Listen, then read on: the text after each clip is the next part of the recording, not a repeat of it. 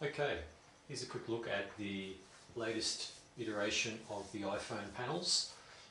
Today I have successfully joined two components of the system, the interface and some of the sensory data coming from the gyroscope from the phone.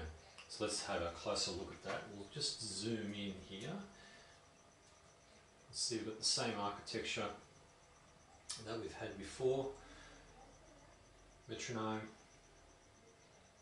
a place to drop audio files. I'm dropping folders of audio files in here that samples that I've gone and cut and to my liking.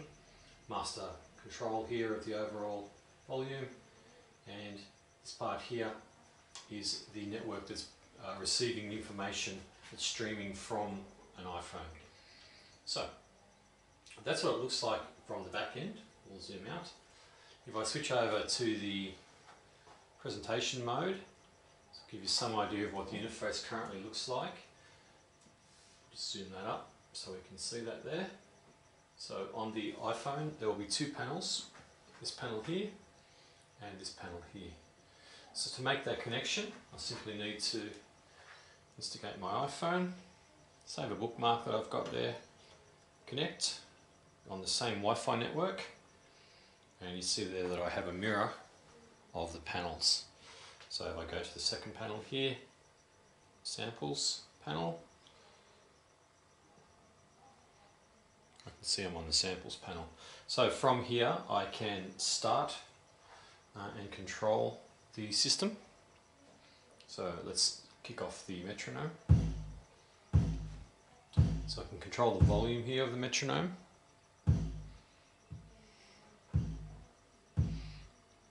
Okay, I can control the sample that I want.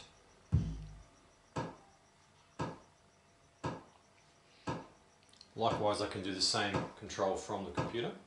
And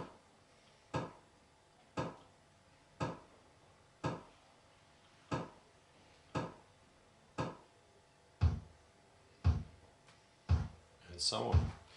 I can control the tempo from here by tapping there. Before I do that though, I'll show you some of the samples. Go to the samples page. Now looking at this, it's a bit on the small side, so I'll need to adjust that so we can see that. Go sideways here, there's one sample. And at the moment, you can see the movement of the phone has no impact on the sample. Here's another sample. I can change those. Control their individual volumes.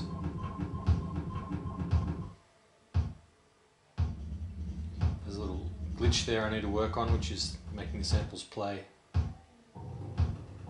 as required. These are all rhythmic samples.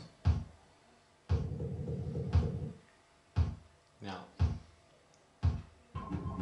there's also a need to synchronize with the metronome. We can always, once we get started, we can turn the metronome down if we need to. Okay? So there's the basic idea. Now let's see if we can control this sample here. To do that, what we need to do is to find our gyroscope application. Make sure that that is attached. Now the way we can check that, I can check that for the time being, is just looking at my patch. I'll zoom in. Got a little indicator there showing me what's happening there on the screen. So I know that I'm getting data, rotational data from the phone. Now, if I go back to my presentation mode, switch back into my mirror web. Just need to reconnect for the time being.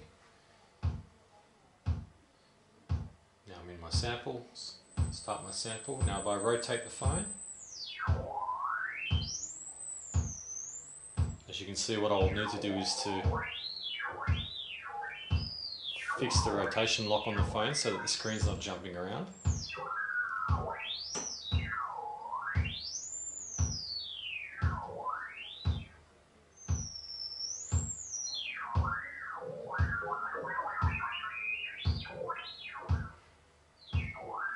And that's the basic system. So from that, a few fixes. I need to fix the master volume output. I need to link the speed of the playback files with the overall master tempo of the track.